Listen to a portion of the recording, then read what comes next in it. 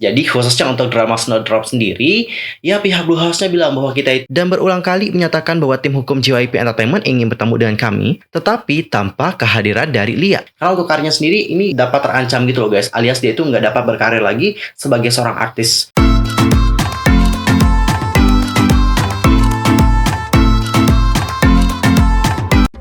Annyeonghaseyo Chungdul, Yusro Kim Emida, welcome back to my YouTube channel. Nah gimana sih kabarnya hari ini? Baik-baik aja dong ya.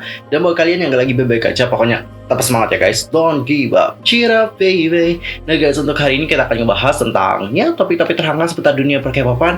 Dan ini itu sangat sayang banget untuk kalian lewatkan. Nah sebelum kita bahas bersama-sama, pastiin dulu dong untuk tekan tombol yang merah, yang subscribe, bunyi loncengnya, serta jangan lupa juga buat like, comment, and share kepada teman-teman K-popers yang lain. Tanpa basa-basi lagi, langsung aja yuk guys kita bahas bersama-sama. Oke guys, untuk berita pertama kita akan mulai dulu ngebahas tentang Blue House yang telah menanggapi petisi yang diajukan kepada drama Snowdrop yang dibintangi oleh Jisoo. Apakah drama ini dapat ditayangkan atau dibatalkan?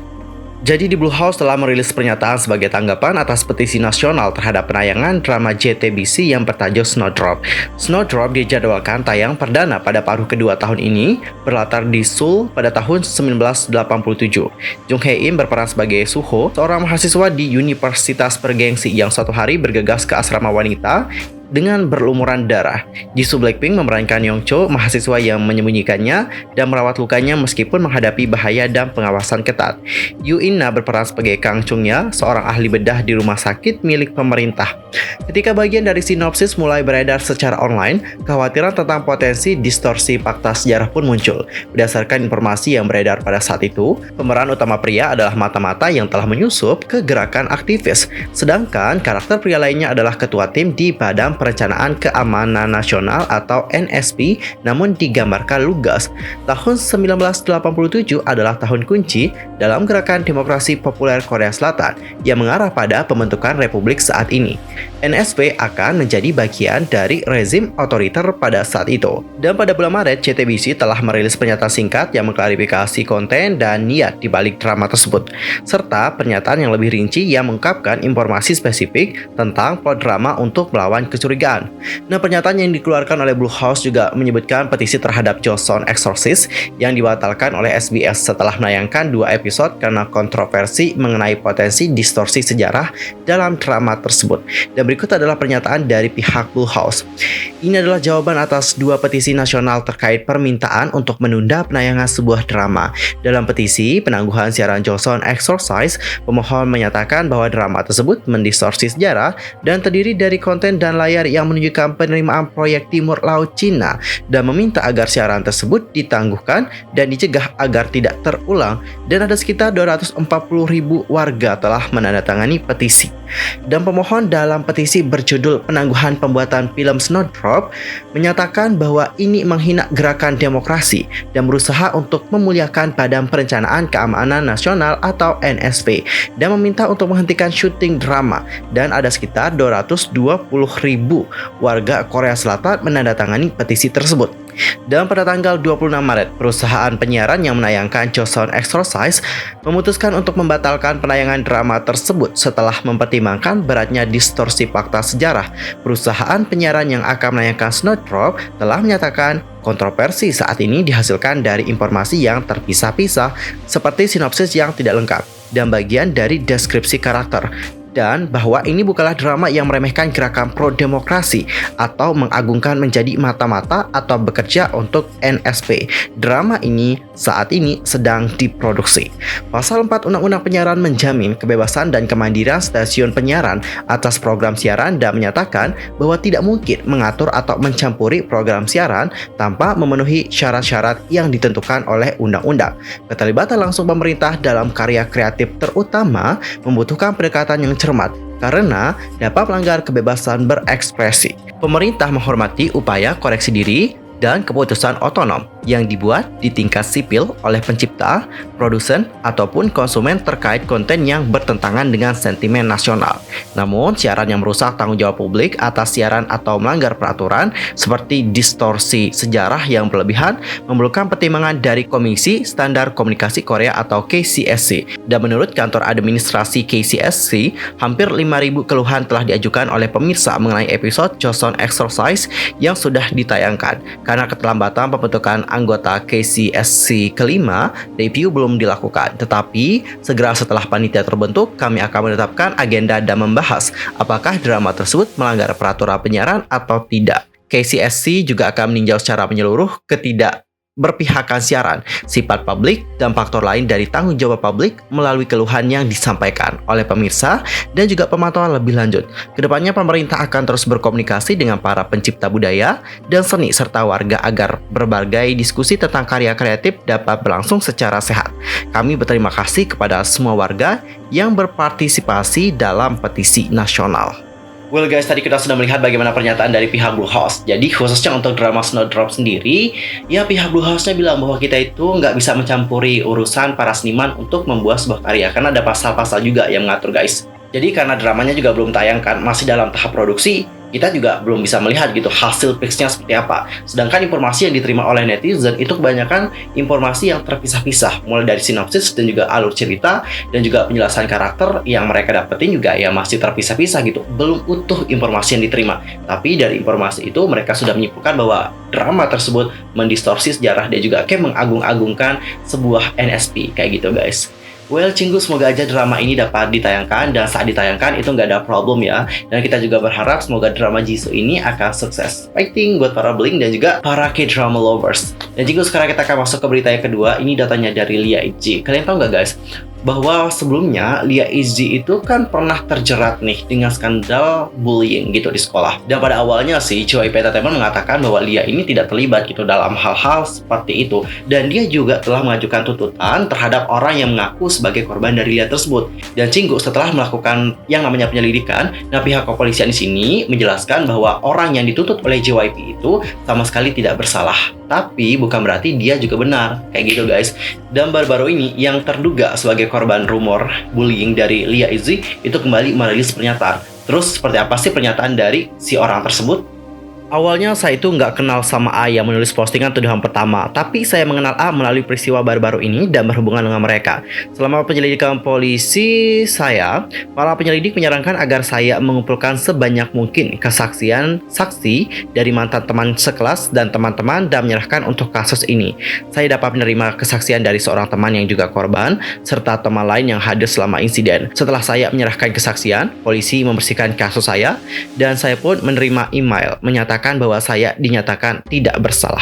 Pada tanggal 17 Juni, A menghubungi penyidik yang bertanggung jawab atas kasus-kasus ini dan diberitahu bahwa JYP Entertainment belum mengajukan permintaan untuk penyelidikan ulang terhadap kedua kasus tersebut. Dan pada tanggal 16 Juni, saya menerima telepon dari mantan teman sekolah. Mereka juga mengatakan kepadaku bahwa manajer Izzy saat ini berhubungan dengan mantan teman sekelas yang lulus dari Sinsong Middle School dan bertanya seperti apa Choi Jisoo di sekolah menengah. Tampaknya sepupu Lia yang juga lulusan Sinsong itu juga sedang menghubungi mantan teman sekelasnya terkait masalah itu. Teman lain juga menelpon saya pada tanggal 18 Juni dan mereka memberitahu saya bahwa mereka memberi JYP Entertainment informasi kontak kepada teman lain yang mungkin tahu tentang situasinya dengan lebih baik. Teman berikutnya juga berbicara dengan perwakilan JYP Entertainment, dan selain itu pada tanggal 18 Juni, A menerima kabar bahwa perwakilan hukum Lia telah meminta untuk bertemu dengan kami berdua.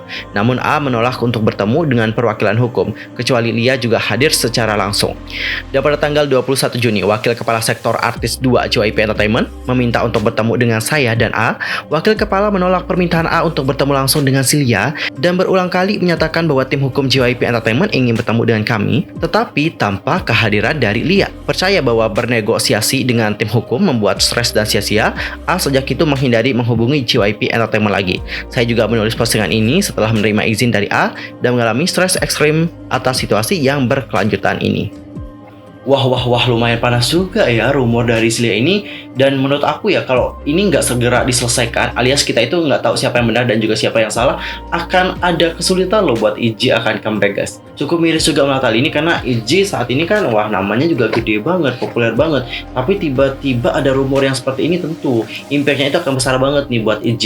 Ya, kita juga tidak tahu siapa yang benar dan juga siapa yang salah. Jadi untuk sekarang, kita juga nggak bisa ngejudge Lia ya, guys, apakah dia itu emang benar-benar pelaku atau enggak. Karena memang untuk dunia yang sekarang ini sulit untuk mengetahui mana yang benar dan juga mana yang salah. Kita lihat aja ya deh bagaimana kedepannya. Untuk sekarang ini kita jangan berspekulasi aja, nanti kita saksikan seperti apa kebenaran dibalik rumor yang satu ini.